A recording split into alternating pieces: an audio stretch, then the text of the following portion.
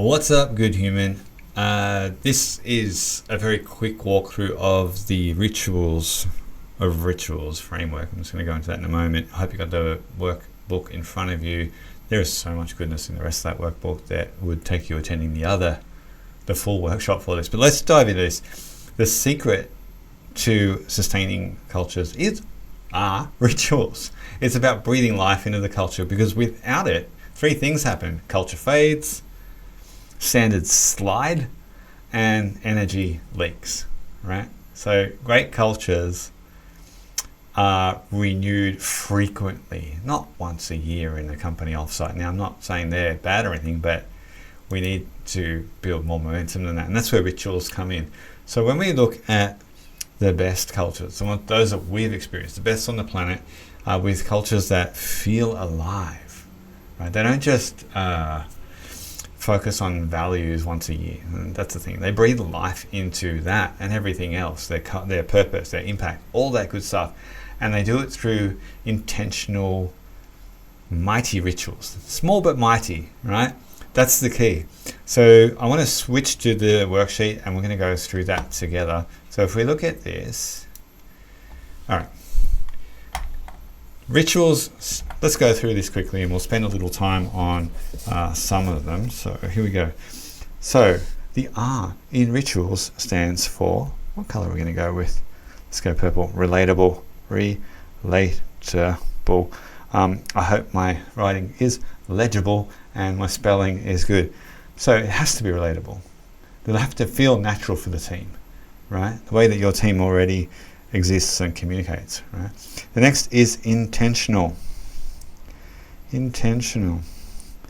I'm all about purpose. The same thing happens here. A ritual must have a clear purpose. Okay, the next is timed. Timed. Now, consistency is key. That's what makes a ritual powerful and turns it into habit. So it cannot be like ad hoc. I want to say timed, a specific time. Next we have U, and U is for universal. Universal. This means that everybody in the team can do it. So universal but adaptable for the whole team. So it's designed for everyone to feel like they belong, right? Flexible enough to feel personal. Does that make sense? A is for aligned. And being the culture nut that I am, alignment to your culture code, to your impact model, right? It needs to be connected directly to those, to breathe life into your values, your purpose. It can't be just something completely unrelated.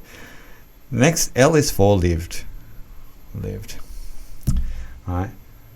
This is absolutely not a done once thing, right? The team needs to do it and own it. Not a top-down thing, not a helicopter leadership thing, but the team own it and breathe life into it. And the last one, S, is for sustained. Sustained, because they only matter if they're carried out frequently and with the same energy the very first time as the 50th time. Does that make sense? I do want to explore a little bit some of these, just give you a bit more juice. So that's the model. If your rituals follow that, fantastic. Let's have a look at the first of those, and look at relatable. I'm going to go a tiny bit deeper for each of these. So relatable means that you anchor the rituals in your team's real habits, their real language. Right? Can't feel foreign. Rituals that stick don't feel foreign. They feel familiar, feel easy. So you got to start by layering rituals onto existing rhythms, okay? And use language that your team already uses. It can't be something that's taken from out here and bolted in. So it has to feel like theirs, your team's, not a management idea, right? Relatable. The next one is, what it is? It is intentional. That means you need to design rituals to shift energy, to guide a behavior or a focus, not just for show. It's not happy clappy, right? This is about creating an outcome.